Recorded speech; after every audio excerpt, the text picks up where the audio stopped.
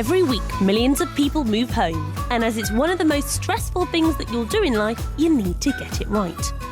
I'm Rebecca Jane, and together with the region's best property experts, we'll be giving you some top tips and expert advice, shining a spotlight on a different area from across the Midlands, and getting to know a little more about our guests and what they look for in a home. Property is ever evolving and always a fascinating subject. We'll guide you on what you need to know and what you need to look out for here on Midlands at Home.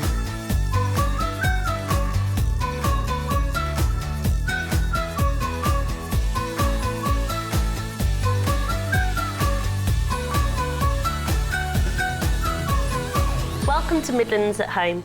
On this week's show, we're going to be taking a look at what a budget of £200,000 can buy you across the Midlands. Plus, a little bit later on, upping the budget to £500,000. My guest this week is Ashley Gray from Paul Carr. Ashley, welcome back.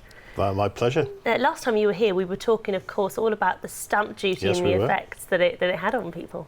It was one of the biggest changes in property taxation probably since Henry VIII, I would say. Yeah, absolutely. Yes, it has had a big change on the way that people are sort of, well, it's affected it right across the board. And I suppose if you are now selling your home, are people upping their budget a little bit more? At the lower end of the market, they may well be, because that's where the effect has been. If you're buying a property under £250,000, then it is now a little bit cheaper.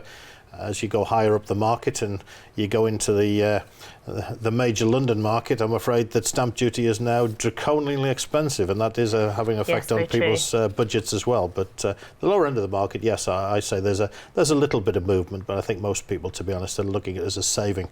Yes. To buy their three-piece suite or whatever they need to buy. True. Now, what is the average house price here across the Midlands? Well, in the Midlands, if we take the whole of the Midlands, that's the East and West Midlands, we're looking at around about £136,000 as the average. That's from land registry figures. They are a little bit historic, because obviously they've got to go through the system. So these are figures that are towards the end of last year. Prices have probably moved on by 4 or 5 percentage points since then. So we can maybe just push it into the low £140,000. But that's the average. But it does vary from place to place, even across the Midlands it does. So in different parts of the Midlands then, have we got, what are the averages that we're seeing? Well, if you look at the two extremes, then you look at areas like Solihull, for example, which have got average house prices in excess of £200,000 now. They're tipping the scales at around about 209. And at the other end, if you want something that's cheap and cheerful, then go and buy something in Sandwell, where you can get the average price is still less than £100,000. Yeah, so it kind of goes back to the same old question of location, really, doesn't it? Well, I think, as Phil and Kirsty would say, it is location, location, location. Yeah, it definitely is. And I think whether you want some people, you want a bigger property, so you're not so fussy perhaps on that location because it's to do with square footage, or you might want to live in the location, so actually you'll have somewhere that might be that little bit smaller. I think one of the biggest driving factors, particularly with families, is schools and education. Yeah, I think it has been. Thing. And certainly location to particular schools, now that obviously we have all the statistics available for parents to make their choice, and Ofsted and all of those sorts of things, then yes, they're making their choice, and obviously it becomes supply and demand. So as the demand is high and the supply is reduced, then prices will inevitably go up. I think in what were the more traditional parts of the West Midlands, thinking about all the terraced houses that were built at the turn of the 19th century and the 20th century, then these are now going far more for investors than they were for families to live in, and they're now going back to what they were built for in the first place, which is to be rented out. Yes, I think house prices, it's really interesting. The market's definitely picked up, and I think here you're saying across the Midlands the average house price is 136. So shock us then with London. What's the average house price now in London? If you were to take the national average, national average runs just short of £190,000.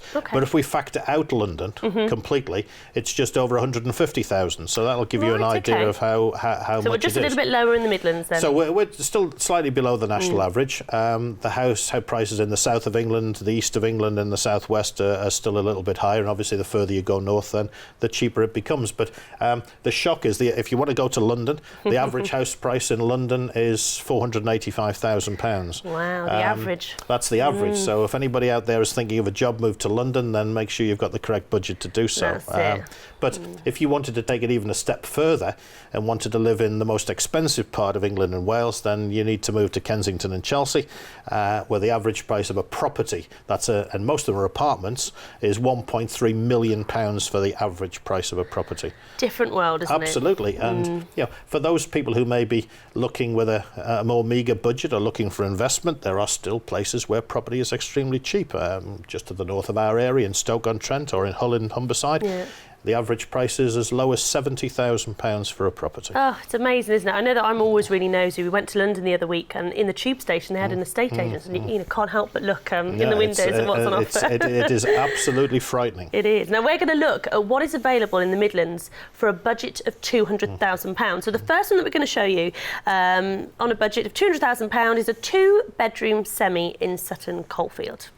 Well, Sutton Coldfield is one of the more expensive parts of the Midlands, and I'm afraid your budget doesn't go very far. And these are starter homes these days. So, in the old days where people were looking at more modest budgets, I'm afraid that your first-time buyer wanting to buy a 2-bed property in Sutton Coldfield is going to be having to pay close to £200,000. I mean, this property, very nice as it is just some basic accommodation. It's 2 bedrooms, it's got a bathroom, it's got a lounge diner, and it does have the advantage of a garage, which doesn't normally come with them. But even said that, without the garage, it would still be £185,000 to £190,000. Yeah, as you said, it's that location that is going to command that price. And sort of years ago, sort of 12 years ago, when I bought a home, and it was a 2-bed, and property then was around about sort of 65,000, 70,000. All of a sudden, whoosh, 200,000. It is very, very expensive, and I think everybody would look and say, how on earth can people afford it? But I think that, the way in which the mortgage market has become very difficult, it's easing a little bit. But I think that the vast majority of buyers now, particularly younger people, are realising that they've got to save their deposit. Yeah. Once they get their 10 or 15%, to be honest, the world is their oyster, and they're out there to buy, and they're buying in droves at the moment. Yes, definitely. Now, the next one, Ashley, we've got a 2-bedroom bungalow in a sought-after area of Park Hall in Warsaw.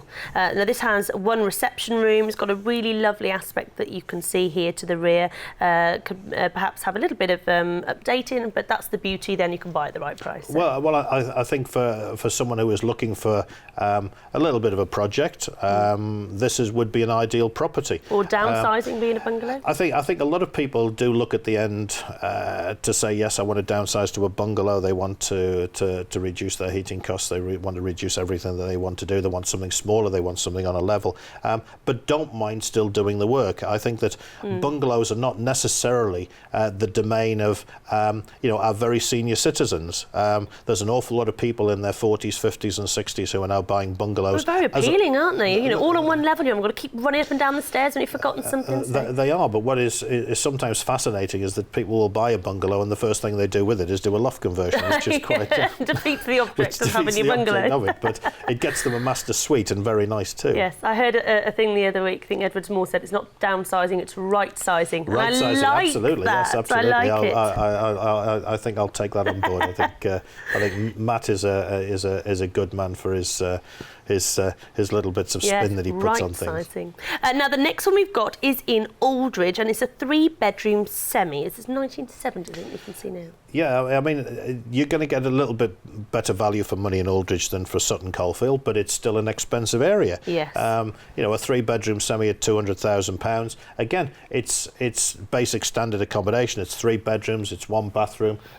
Effectively, you've got a kitchen, diner and a lounge. It does have a conservatory on it, and it does have a garage to it. So, it's an ideal family home from somebody who is going to be, say, moving from a 2-bed in that area, which would be a lot cheaper, to something like that. Again, Aldridge, very, very popular for schools and so on, and facilities that it's got. Yeah, definitely. And then we've had a 3-bed semi in Aldridge, or you get a 3-bed detached house in Cannock. Well, the one you're looking at now is actually in Huntingdon, which is slightly north of Cannock, right on the edge of Cannock Chase. You can walk to Cannock Chase for it. There's been a lot of new development out there recently. The old industries have disappeared, and effectively we're looking at affordable property. And the fact that it appears to be a lot cheaper doesn't mean that it's a cheap area you wouldn't want to go to. It's just a little bit further out.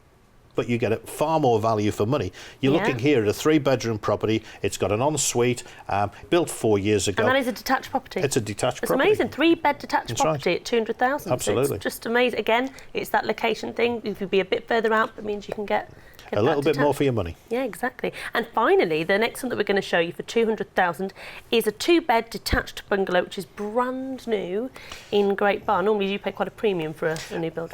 New build, you do. What is happening today is that whether a bungalow is being built, they tend to be on very small developments. This is a bungalow on a relatively small development.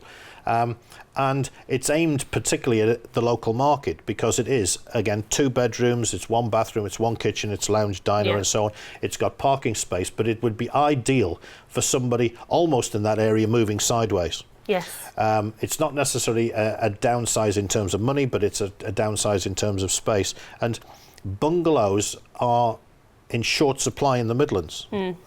But developers and sellers can't ask the earth for them because people just won't pay it. Absolutely. Now, after the break, we are going to be looking at what a budget of £500,000 can buy you across the Midlands, plus this week's Spotlight. See you in a few minutes.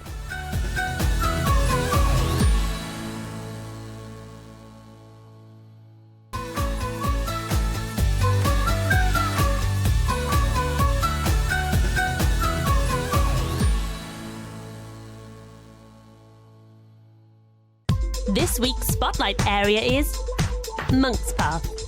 Monk's Path is a housing estate and community in Solihull, just southeast of Shirley.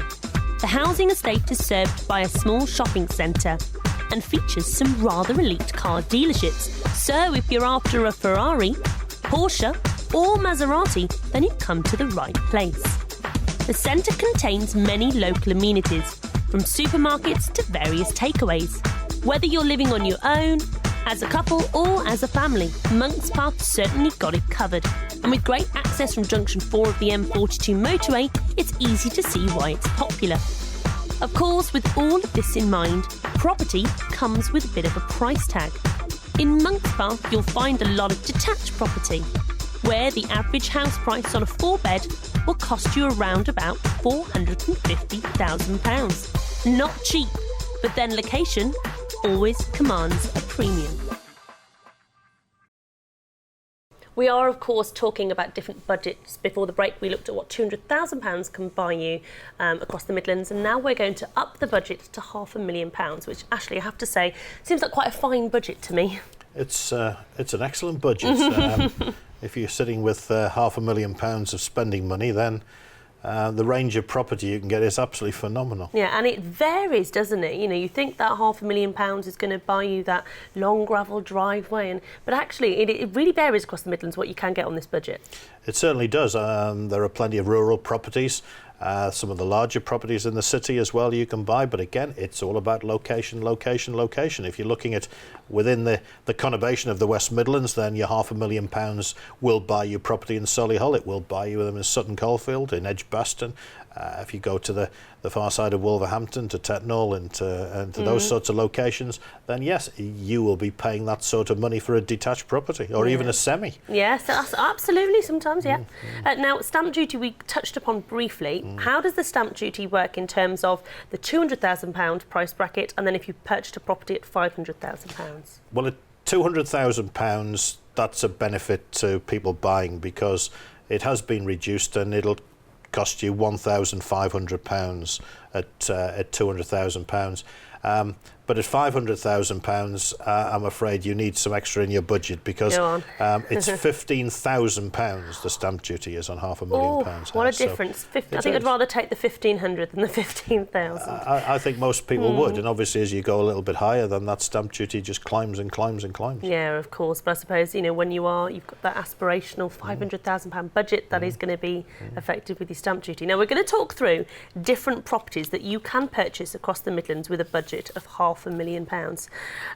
We've got a cottage here, 4-bed cottage in Stonnell, Character Cottage. Yeah, Stonnell is a small village just north of the conurbation. It's close to all sort of local amenities and things. You've got excellent transport links with it. It's quite interesting, this property. It is, and it's quite cute as well. Yeah, it is. It's quite looking. It's actually bigger than it looks. It does have 4 bedrooms to it. It does have 2 bathrooms and 2 reception rooms as well.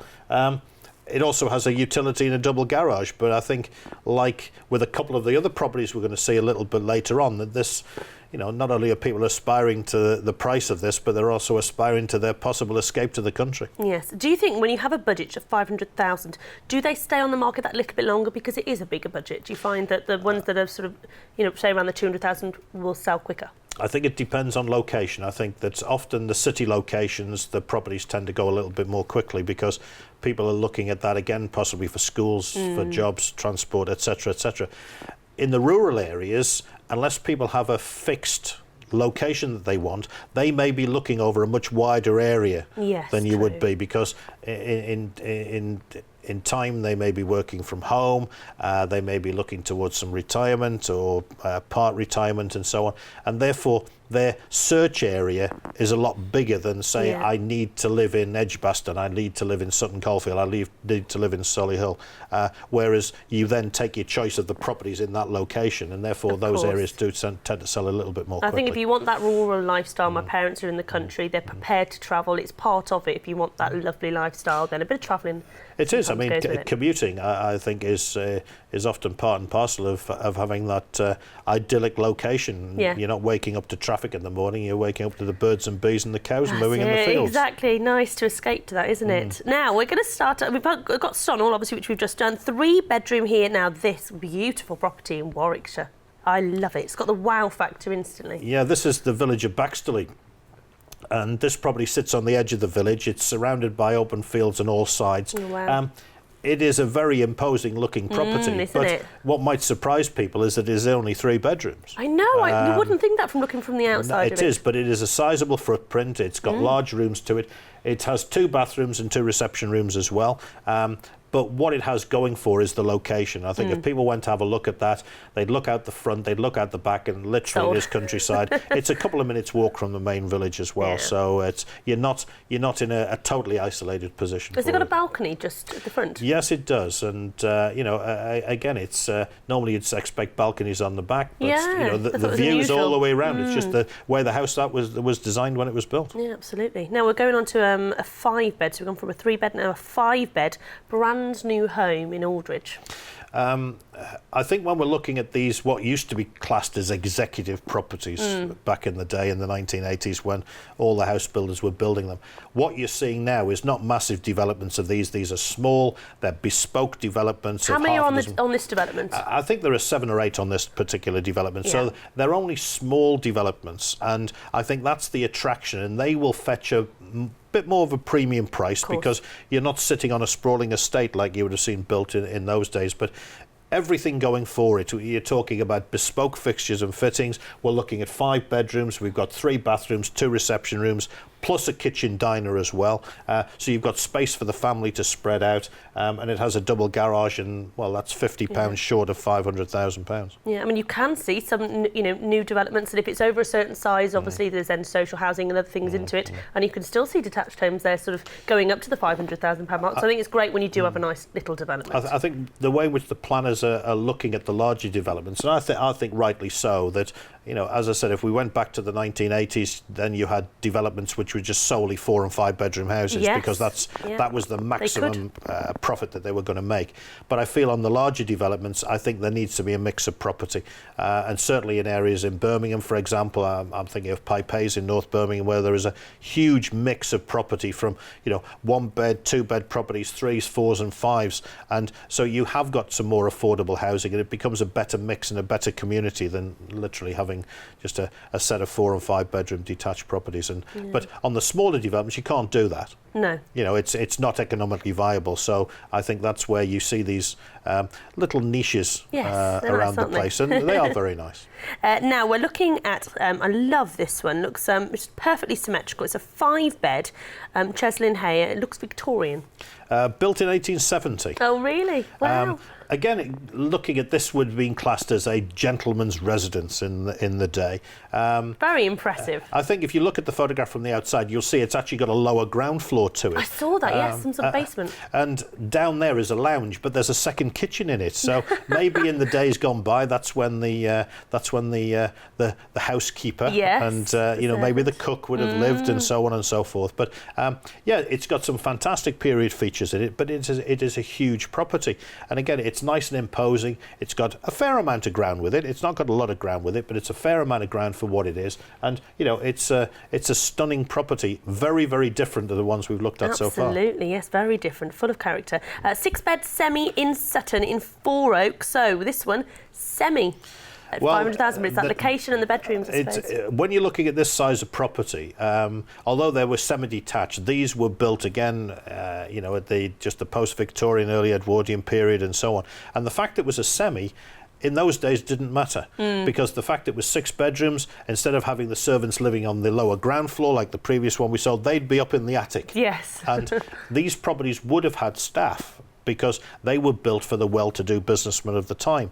And semi-detached, some people would say I'd rather have a detached than a semi, but if you're looking at a property of that size, with that footprint, with those number of bedrooms, and you want to live in, dare I say, Sutton Coldfield or Solihull, Edgbaston or Tettenhall, wherever it is, you're going to be paying that sort of money for a semi, and you're not going to get a detached of that size for that sort of money. No, absolutely. And finally, we've got a bungalow here in Sutton Coldfield.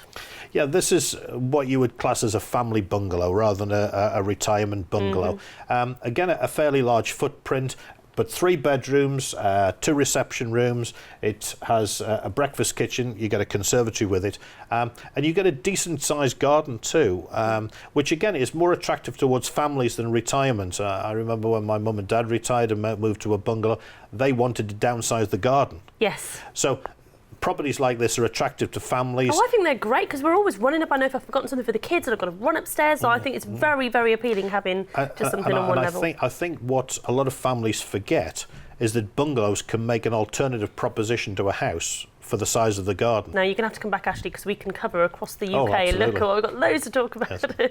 I look forward to seeing you next week for lots more on Midlands at Home. Take care.